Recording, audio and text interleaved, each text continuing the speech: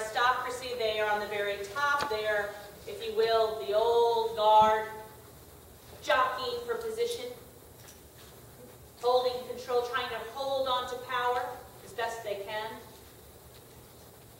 You have the Pharisees, young, wild upstarts, if you will, the regular folk, who believe that everyone should be following the law, not just the priestly class. And in fact, the Pharisees were wildly popular. Wildly popular. You have the Essenes. Well, the Essenes were really pretty much out there. They were kind of on the fringe, and they literally, I mean, they were out there. They were in the desert. Kind of kooky. Like I said, not all unlike our political landscape. And then you had the Romans. Oh my goodness. Well, the Romans, it's like they just stepped in an antpile.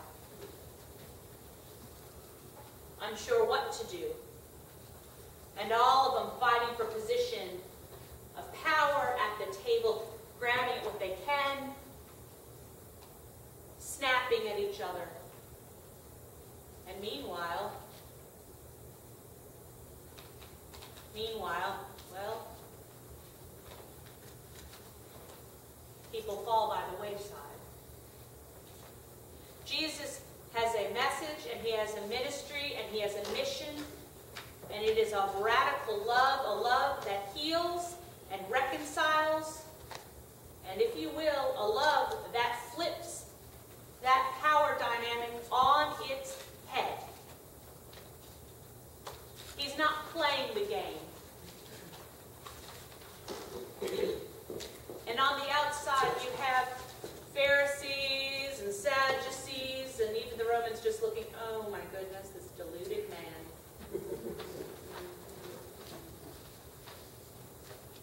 So naive. So foolish. Now, he gets a helpful warning from the Pharisees. It's a true statement. You'll be in danger if you go to Jerusalem. Herod is looking for you. We don't know why the Pharisees say this. Perhaps it is out of the kindness of their heart. Probably not. But it's a true statement. You will be in danger. What you say and what you do, Jesus, is dangerous. His mission is dangerous.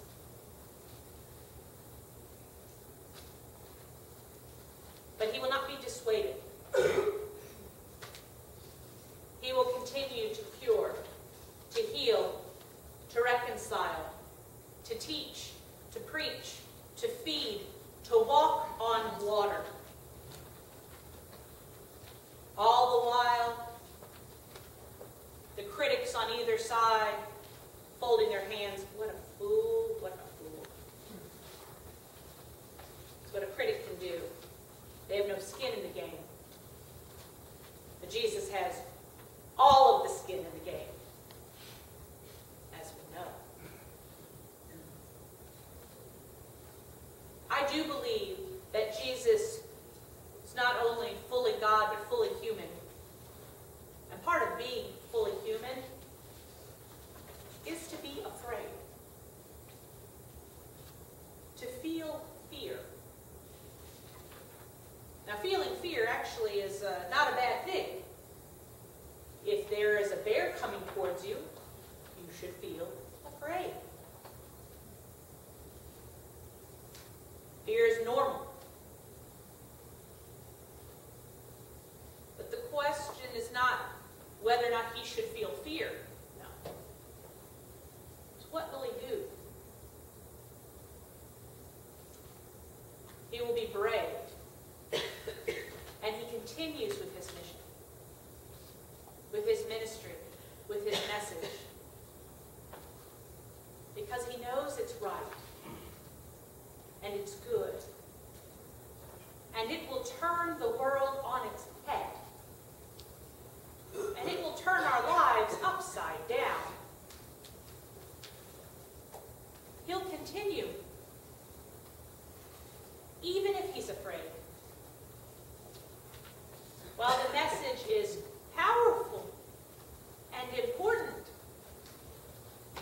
it probably doesn't mean that his voice didn't shake or his knees rock in delivering it. You can be afraid,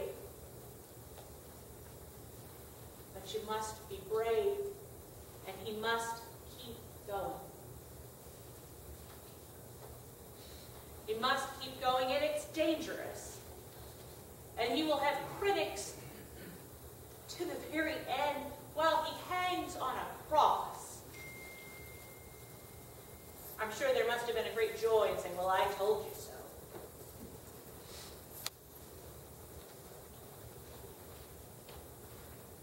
He can be afraid, but he also must be brave and go anyway.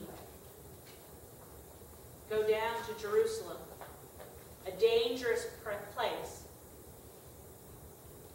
and with his message of radical love, confront the injustice, the inhumanity, the cruelty that is there. Upend the structure, creating something new.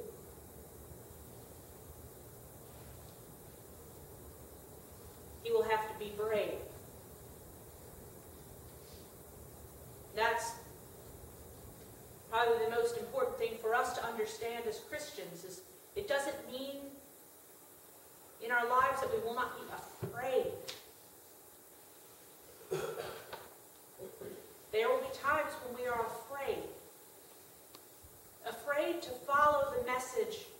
Afraid to follow Jesus. Afraid to love radically. To take those steps. Afraid to preach the truth, knowing that there will be sometimes failure and mistakes. But we have to do it anyway. We have to be brave. To be brave doesn't mean that you're unafraid. It just means you say, I'm going to do it anyway.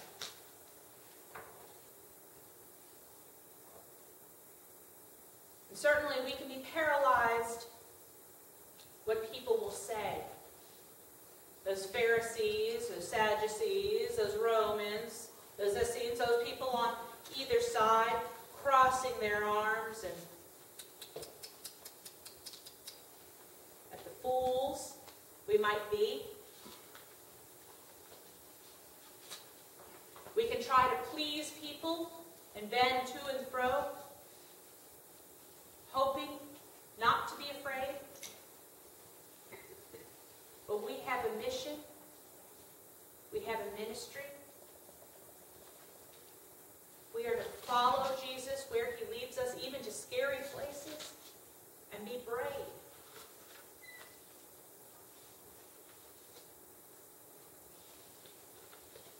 I leave with you this quotation, and I think many of you know it. But I think it speaks to bravery. It's not the critic who counts. Not the man who points out how the strong man stumbles or where the doer of deeds could have done them better. The credit belongs to the man who is actually in the arena, whose face is marred by dust and sweat and blood, who strives valiantly, who errs, who comes short again and again.